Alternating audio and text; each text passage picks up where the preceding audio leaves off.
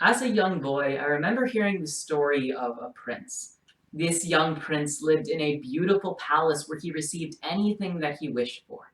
The finest toys in all the land, the finest clothes in all the land, the finest meals that any young prince could ever wish for. But when this young prince turned 18, the king came to the prince and said that you must leave. You must go out and make something of yourself. But when the king came back and found the prince 20 years later, he found him living out on the streets. When the king asked the prince why he hadn't made anything of himself, the prince responded by saying that he didn't know how to. See, that prince had lived in such decadence for so long that when he went out into the real world, he didn't know how to live in a way that benefited himself and others. And doesn't this story seem all too familiar for our own culture? As The Atlantic reports on March 5th of this year, as the suburb populations in America grow, our decadence grows along with it. And it's this increase in American decadence that makes it imperative for us to answer today's question. Are suburbs seeing a renaissance in America? The answer to this question is quite clearly yes, because as suburb populations grow, American decadence is growing with it, breeding forth two results. First, a lack of community-oriented living, and second, an increase to American decadence. But first, we must analyze how the increased growth of suburbs has led to the lack of community-oriented living. As the Pew Research Center reports on October 2nd of 2018, that those who live in suburbs are feeling less connected with their neighbors than ever before. And this is despite the fact that a Gallup poll released in January of this year shows that people are living in suburbs more than they ever have before. Despite the fact that people are living in these suburbs at a higher rate, they feel less connection with their neighbors than ever. Gone are the days of backyard barbecues and community garage sales, and in are the days of isolating yourself in your house and not contacting your neighbors unless absolutely necessary. And I can attest to this in my own life. I have significantly less contact with my neighbors than I did when I was younger, and I'm sure many of you can attest to the same. The increase in growth amongst suburbs has led to the decrease in community-oriented living. We no longer live together as one community, but we live isolated in our own worlds by ourselves. So what is the result of this isolated living?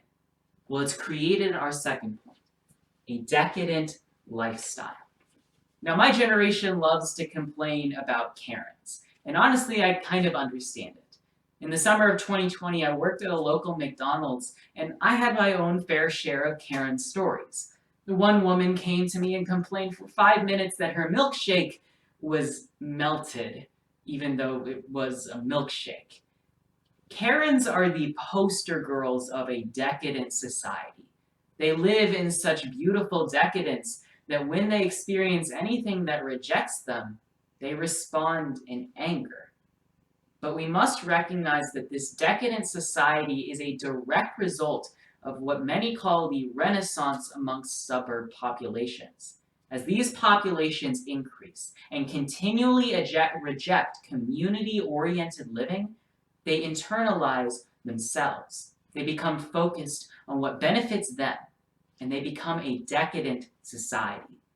To put into perspective how decadent American society has become, we can look to an article released by CNBC on June 12th.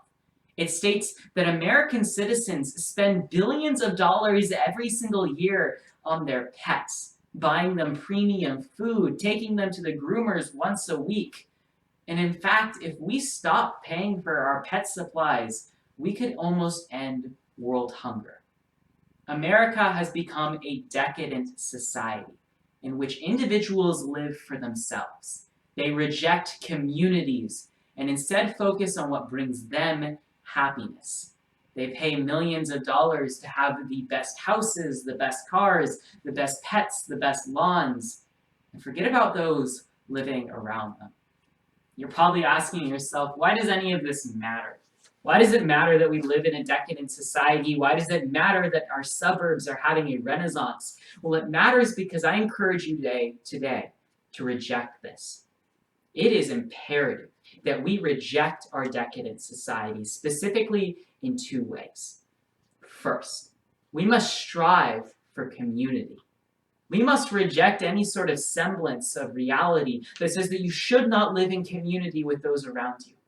I encourage you today to go outside your house and build a community within your own neighborhood, because it's these communities that build up our society, that grow into beautiful, flourishing cultures.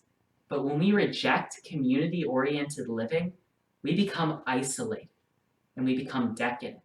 And second, I encourage you today to reject the decadent society that we live in.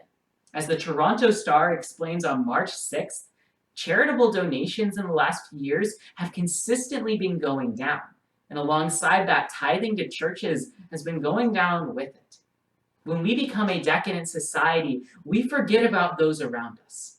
I encourage you to not forget about those around you, to live in a community-oriented society in which you are not decadent, but instead gracious. The young prince ultimately had a failed life. He became a failed person because he lived in such decadence that he didn't know how to live otherwise.